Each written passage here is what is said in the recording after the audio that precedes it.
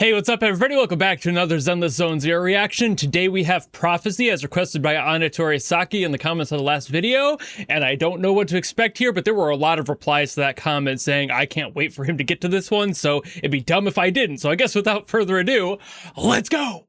Okay. 1, 2, Oh. 3, 4.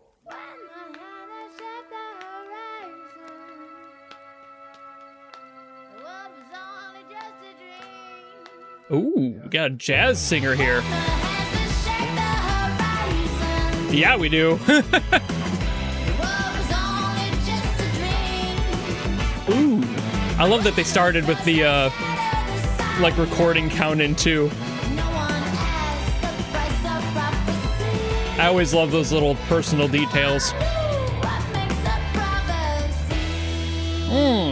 Hello.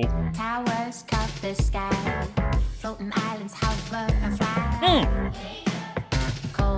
Love that. It's got some stink on it. Engines in silent drive. I trace the skyline grids alive. What is that texture? All hangs so A high. very loose snare, maybe? Second frozen and woven A really loose snare. The snare wire is just flopping around in there.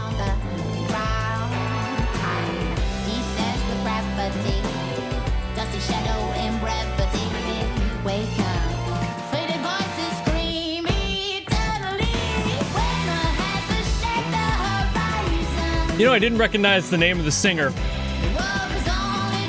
but I think I've heard their voice. If not, I'm gonna be listening.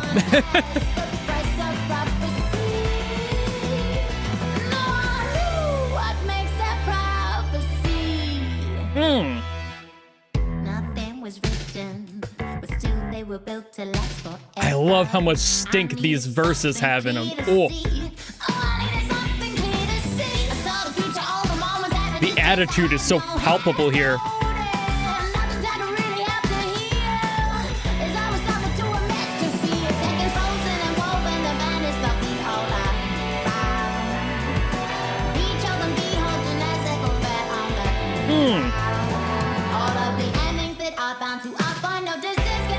Ooh.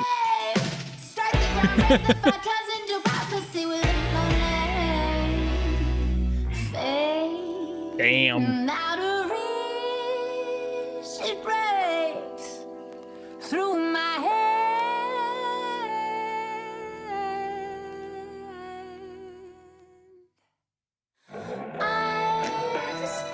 I knew it was coming back in. Can't fake me out like that. Not in this genre.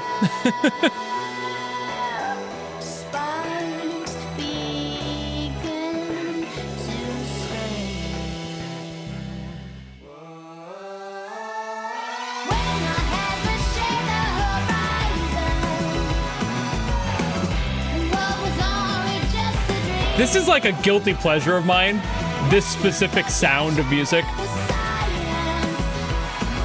Albeit, I feel like guilty pleasure is inaccurate because I'm not guilty of anything. I don't feel guilty at all, but...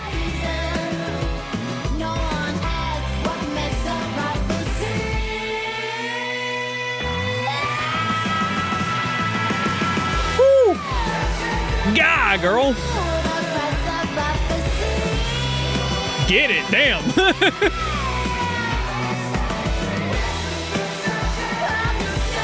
The scream of somebody who smokes 5 packs a day. Vibing so hard, can't even get my words together.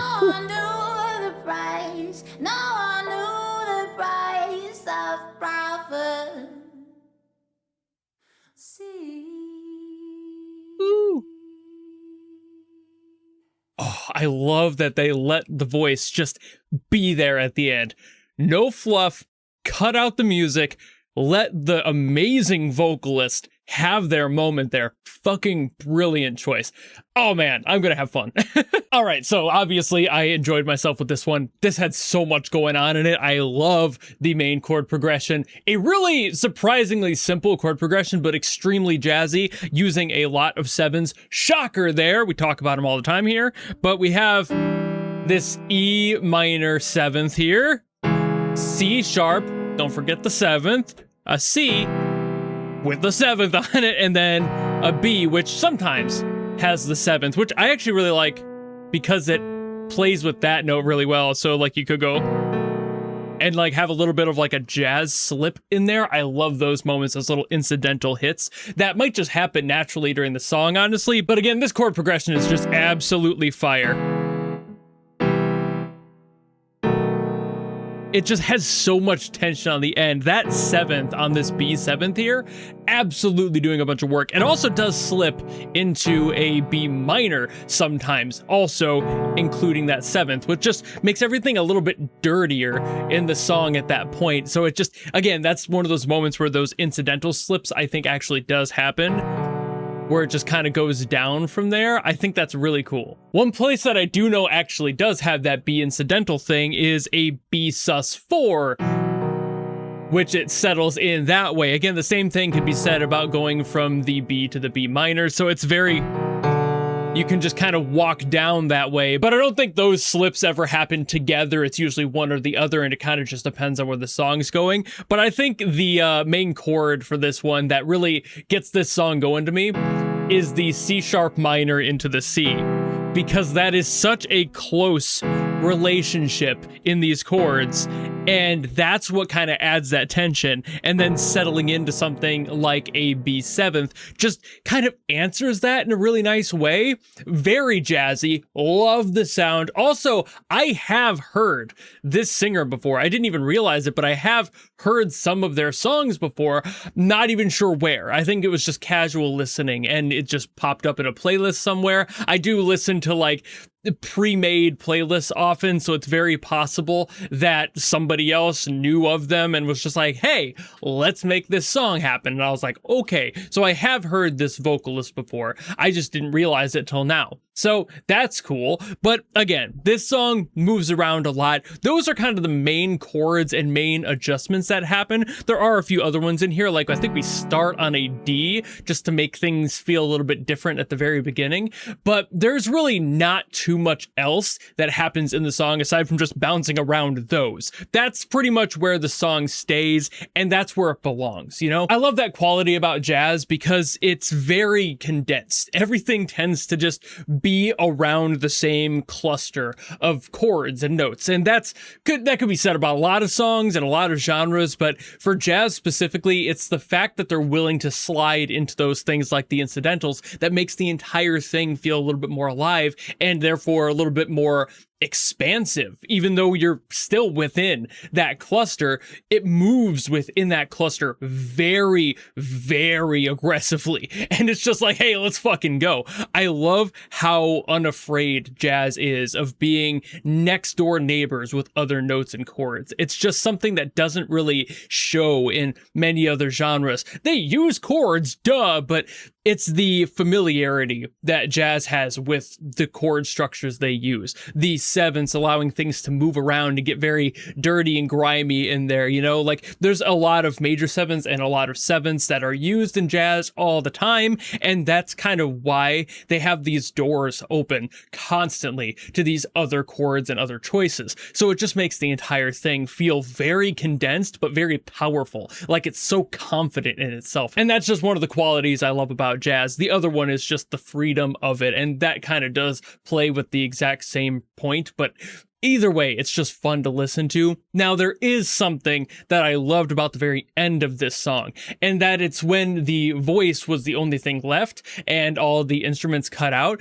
they kind of settled on something I didn't expect. For the last chord, we actually kind of have something that's a little unconventional. I wouldn't call it an actual chord necessarily, but it's utilizing that B sus4 that we were talking about earlier, and instead of sliding into the natural progression of going back to the B there, we have the seventh included, and it doesn't really resolve as much as it does end on this tension, let it hang, and then Jin's voice goes, and and just plays with the two middle notes of that, and that's where it ends. And this kind of roots back in that D that I was talking about at the very beginning of the song. So it kind of comes full circle in a very strange way there by landing on that tension. Because at the very end of the song, we end up doing this like kind of tensive playground with this B sus4. It doesn't resolve into the B as you would expect, and your ear is kind of wanting it to